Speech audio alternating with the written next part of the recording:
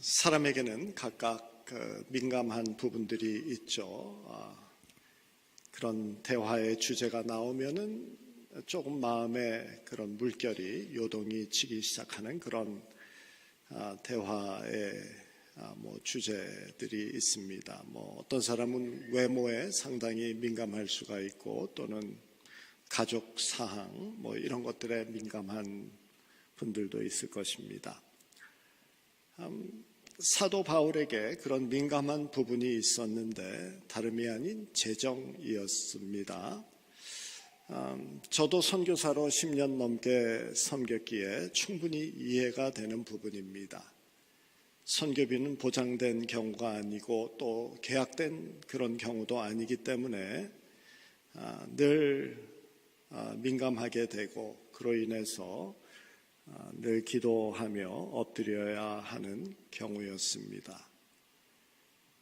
사도 바울은 서신서 여기저기에 재정에 대해서 언급을 하고 있습니다. 오늘 본문 말씀에서도 보면은 재정에 대한 자신의 마음을 피력하고 있음을 봅니다. 사실 사도 바울은 거의 자비량으로 선교를 했다 해도 특별히 하자가 없는 경우입니다.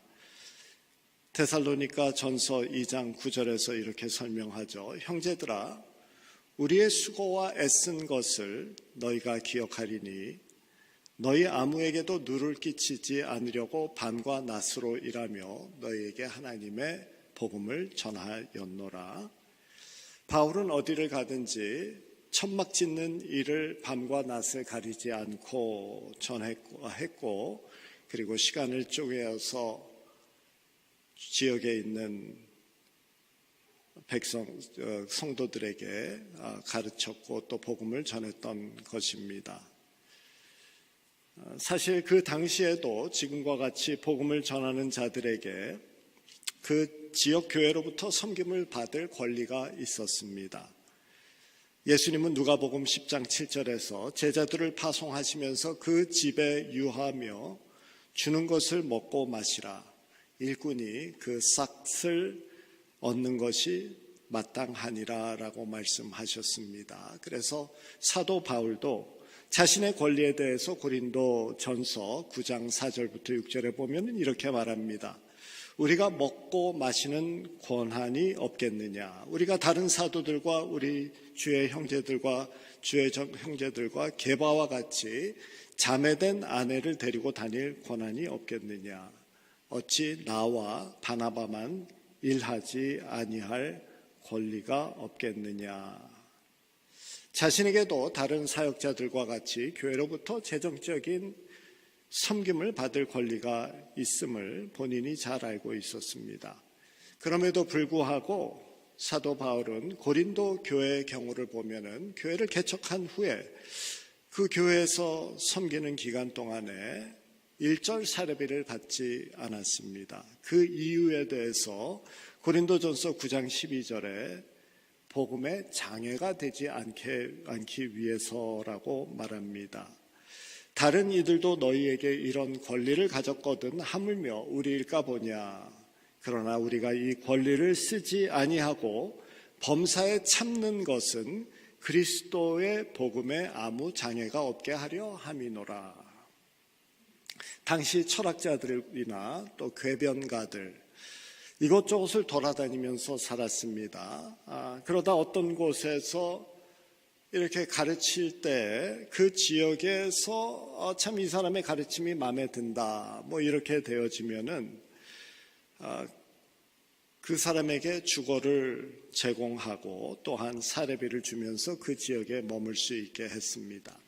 심지어는 마술사라든가 점술가들도 그런 방식으로 자기의 특별한 능력을 인정받으면은 먹을 것을 받으면서 그 지역에서 지냈던 경우이죠. 결국 이런 철학적인 가르침을 주고 대신 물질을 얻는 방식이 보편화되어졌던 사회였습니다. 특별히 그런 철학자들이나 궤변가들이 많이 활동했던 그리스라는 그 나라의 수도인 아테네는 특별히 그랬고요. 그 아테네에서 멀지 않은 지금 이 고린도 교회 역시 철학적인 지식을 주고 생활을 하는 사람들이 많았던 경우입니다. 그래서 사도 바울은 고린도에서 복음을 전하면서 예수 그리스도의 이 구원의 복음의 소식이 혹시라도 철학적인 그런 가르침이라든가 또는 궤변이라고 생각이 되어지는 그런 오해를 받지 않도록 돈으로 사고 팔 수 있는 그런 것이 아니라는 것을 정확히 하기 위해서 사례를 받지 않았던 것입니다. 구원의 복음은 너무나도 귀하기 때문에 값을 매길 수 없는 것이죠. 그러니 값을 받고 또한 값을 지불하고 사고 팔 수 있는 것이 아니라는 것입니다. 인간인 우리가 그리스도의 복음 앞에서 할 수 있는 것은 무슨 대가를 지불하겠다라는 그런 생각이 아니라 그저 그 놀라운 은혜에 감사하고 그 앞에 머리 조아리실 분이 없는 것이죠. 복음을 전하고 돈을 받는다면은 혹시라도 그들이 오해를 하고 그들에게 걸림돌이 되는 경우가 되지 않을까 하는 것이었죠. 그래서 사례비를 받지 않았다라고 이야기를 합니다. 하나님의 사랑, 그 크신 은혜, 값으로 매길 수 없으며 오직 찬양과 감사만이 그 사랑과 그 은혜에 대한 합당한 반응이다라는 말씀이 됩니다. 사도 바울의 이러한 자세, 목회자들을 포함해서 우리 모두의 삶을 돌아보게 합니다. 성도들의 헌신, 성도들의 섬김, 정말 우리 교회 감사한 경우입니다. 지금 이제 2주 남은 올해 이제 거의 다 지냈습니다. 이 한 해 동안 부족함 없게 참 여기까지 우리가 함께 이 섬김과 헌신을 통해서 왔습니다. 그런데 교회를 재정으로 이렇게 섬기고 또한 시간과 정성으로 이렇게 섬기면서 이렇게 우리가 예배 자리에 나와서 주님 앞에 예배하면서 우리 모두 반드시 기억하고 늘 기억해야 되는 것이 있죠. 아무런 조건을 내걸지 않으시고 나를 품어주신 하나님의 그 사랑, 따지지 아니하시고 나를 용서해 주신 그 십자가의 은혜, 이것에 비하면은 우리가 드리는 물질이나 우리의 섬김, 그리고 이 예배, 이 모든 것이 대단한 것이 될 수 없다라는 이 사실을 우리가 기억해야 됩니다. 이것이 절대로 사람 앞에서나 또한 하나님 앞에 자랑할 것이 아니고 나의 의가 되지 아니한다라는 것입니다. 물론 우리가 드리는 예물과 우리의 헌신이 소중합니다. 우리가 얼마나 아끼고 우리가 얼마나 애써서 참 얻은 것을 떼어 드리는 것입니까? 소중한 것이 틀림없지만 하나님이 우리에게 보여주신 그 사랑과 그 용서와 돌보아 주심에 비하면은 우리는 겸손하게 그저 감사드릴 뿐이 없다라는 것이죠. 저도 목회자로서 교회를 섬기면서 이 마음을 유지해 나가야 하는 것이죠. 교회에서 주시는 사례비로 삶을 유지하고 있지만은 이 사례비 때문에 섬기는 것이 아닌 하나님의 그 사랑과 그 은혜에 감사하는 마음으로 섬기는 것이죠. 목회자들이 또 교회를 섬기는 분들이 사례비나 자신의 섬김, 이것을 연결시켜서 계산하는 그때부터 싹군이 되어집니다. 하나님은 우리의 마음을 보시는 분이기 때문이죠. 목회자를 포함한 모든 성도는 우리가 드리는 예물이나 섬김이나 이렇게 드리는 이 모든 예배, 이것은 오직 그 크신 하나님의 사랑과 그 은혜에 대한 감사의 반응임을 기억해야 되고, 그것 이상 될 수 없음을 인정하면서 섬기고 드리고 예배해야 됨을 기억하시기를 바랍니다.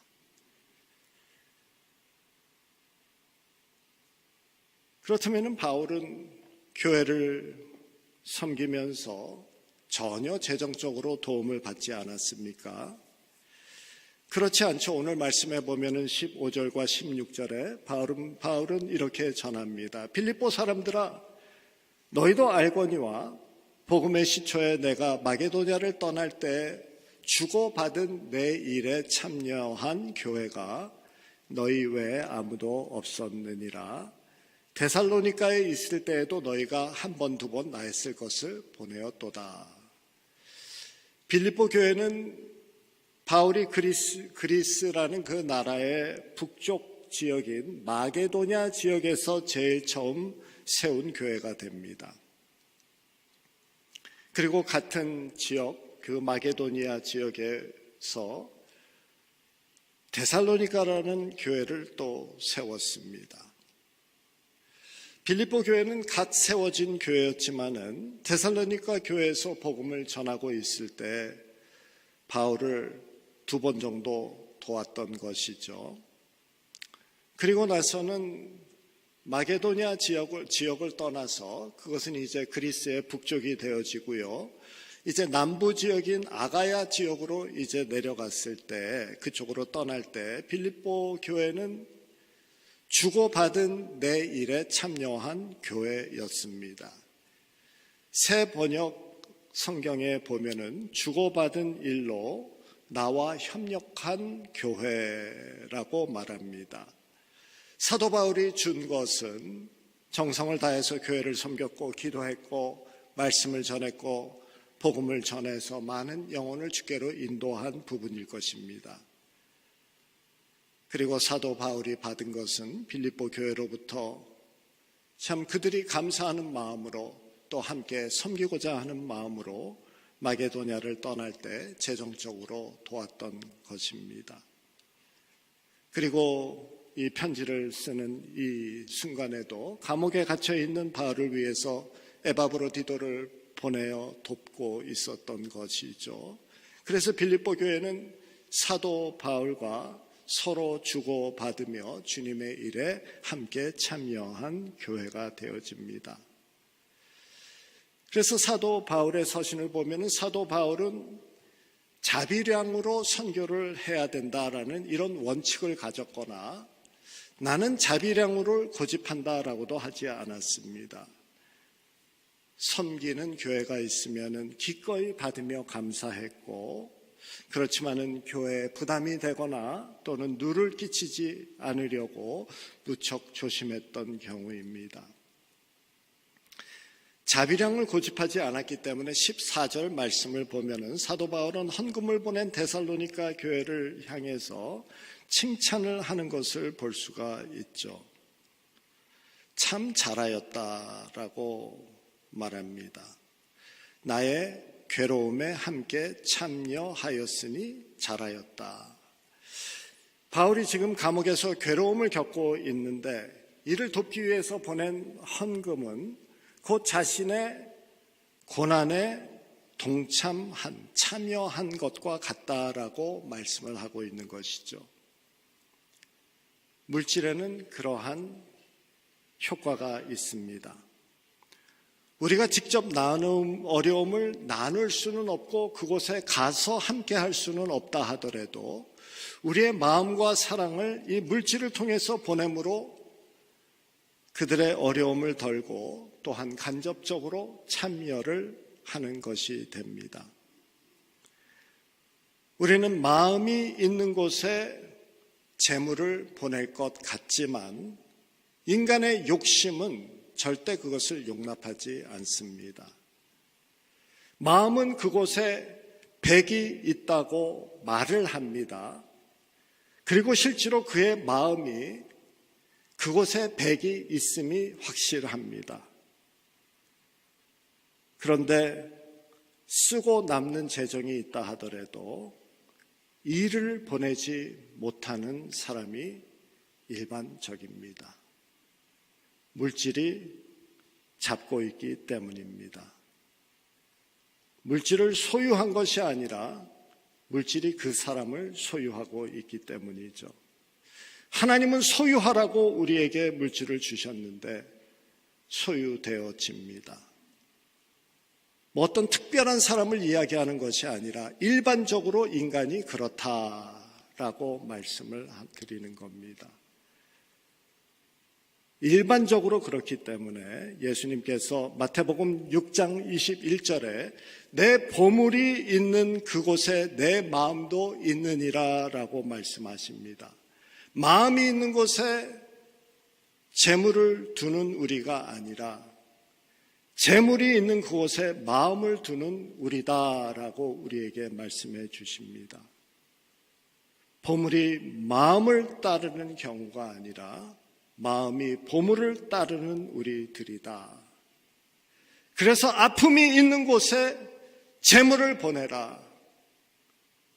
그것이 너의 마음을 보내는 것이고 그것이 그 아픔에 함께 동참하는 것이다 라고 말씀합니다.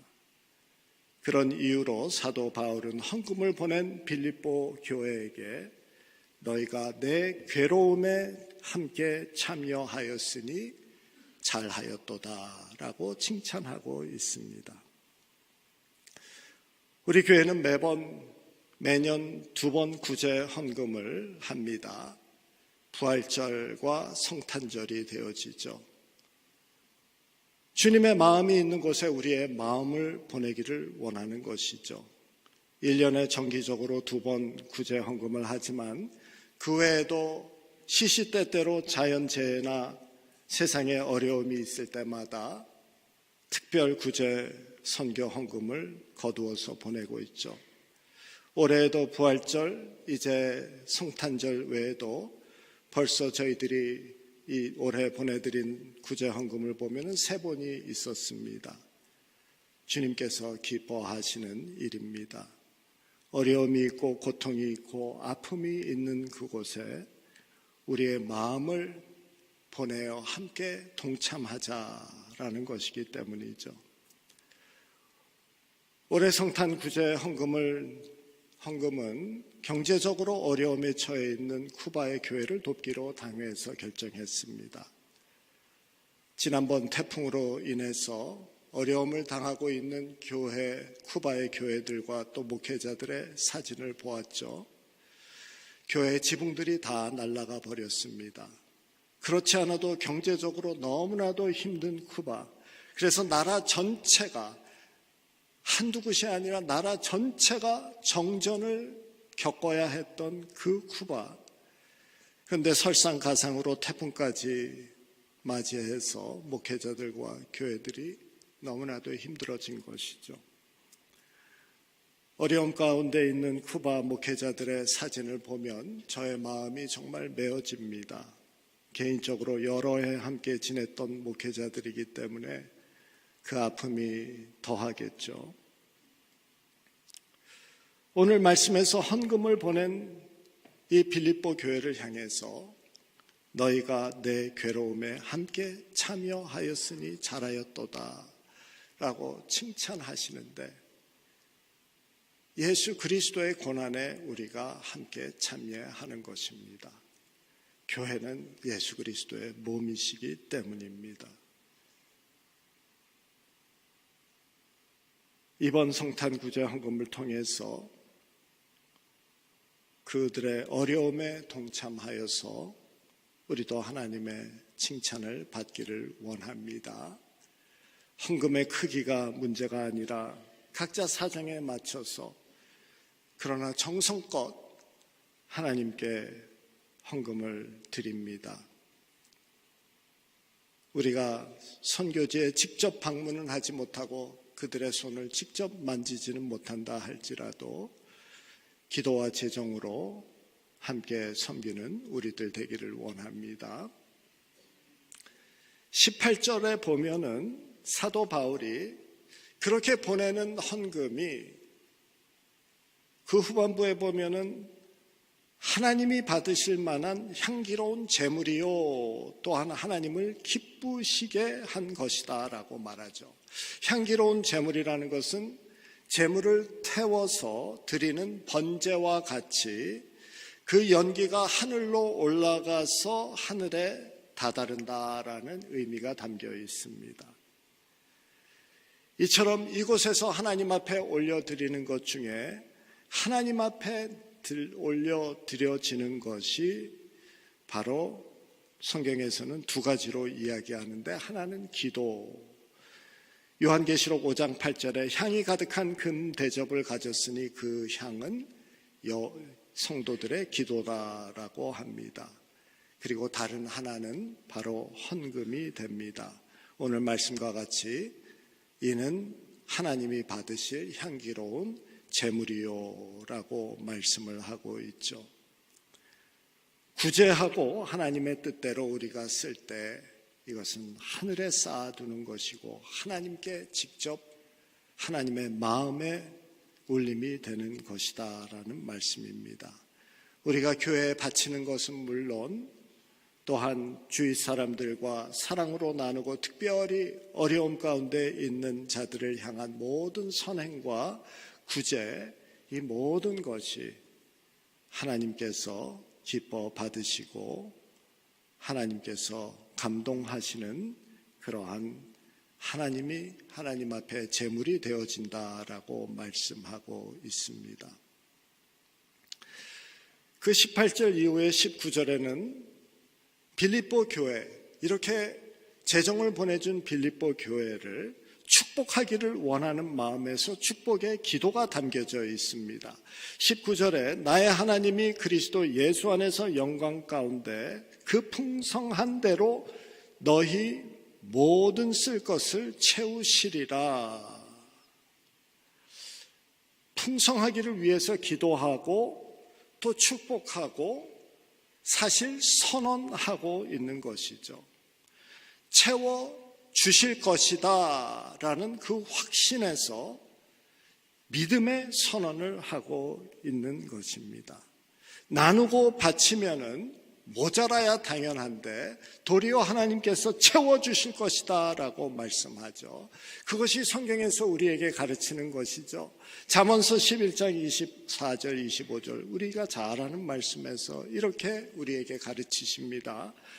흩어 구제하여도 더욱 부하게 되는 일이 있나니 과도히 아껴도 가난하게 될 뿐이니라. 구제를 좋아하는 자는 풍족해질 것이요 남을 윤택하게 하는 자는 윤택하여 지리라. 남을 위해서 쓰면은 쓴 만큼 내가 모자랄 것 같은데 결코 그렇지 않다라고 말합니다. 더욱 부하게 되어진다. 더욱 윤택하게 되어진다라고 말씀하죠. 그리고 끌어안고 있으면은 모아지는 것 같은데 또 그렇지 않다라고 합니다. 우리도 삶에서 경험하는 것 아닙니까? 끌어안고 있다가 엉뚱한 곳에서 손해보고 다 쏟아버리는 경우가 얼마나 많습니까? 하나님은 돕는 자에게 베풀어 주신다, 채워주신다라고 말씀합니다. 인생은 덧셈과 뺄셈으로 계산하지 못합니다.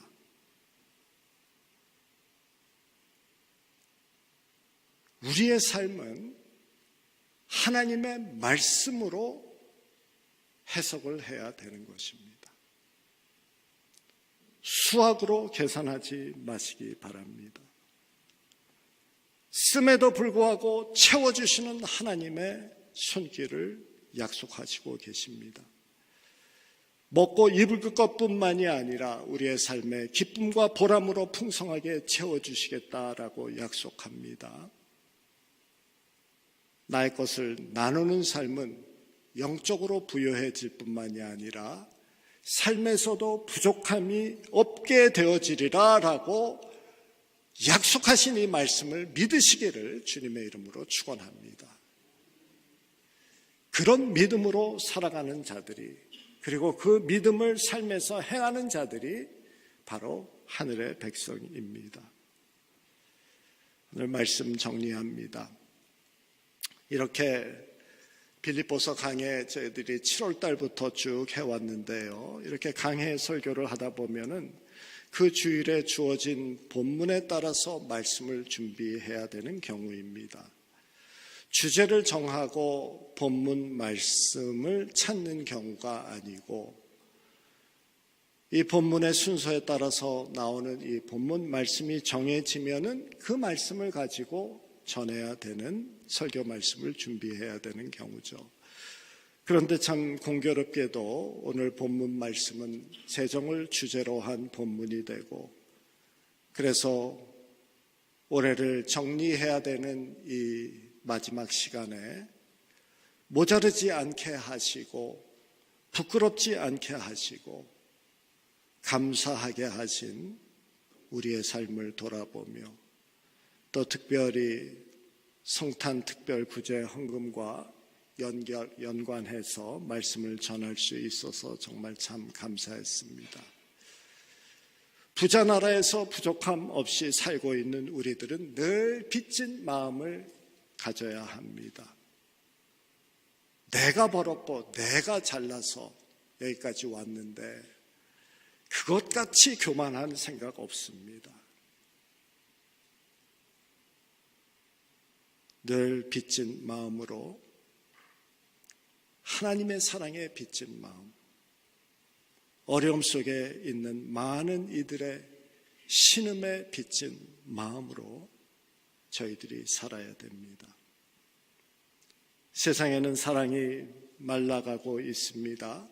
오늘 우리가 마지막으로 함께 부를 찬송가 가사와 같이 곳곳에 사랑이 없어 탄식 소리뿐입니다. 그리고 사랑을 얻기 위해 기다리고 또 기다리고 또 기다리고 있습니다. 특별히 연말이 되어지면 선교지마다 목사님 하면서 연락이 옵니다. 기다리고 기다리고 기다리는 그들, 먼저 믿는 우리들이 예수 사랑 가지고 가야 할 것입니다. 그것이 우리에게 주신 사명입니다. 대강절을 지내고 있는 우리들은 주님이 다시 오시는 그날까지 이 사랑 가지고 가야 된다라는 이 마음을 품고 살아야 됩니다. 감사함과 감격함을 가지고 나누고 섬기고 또한 예배하는 우리들이 되어야 합니다. 믿는 자들은 재물을 보내며 마음을 함께 보내고 그들의 아픔에 동참하는 자들입니다. 하나님이 기뻐하시기 때문입니다. 그리고 우리들이 그렇게 베풀고 나눌 때 우리의 삶에 모자람이 있지 아니하고 도리어 풍성함과 채우심을 경험하게 되어지는 은혜를 누릴 것이다 라고 하십니다. 우리 성도 여러분들에게 부탁드립니다. 소유하라고 주신 것에 소유되지 말고 나누시고 누리시는 복된 삶을 살아가시기를 주님의 이름으로 축원합니다.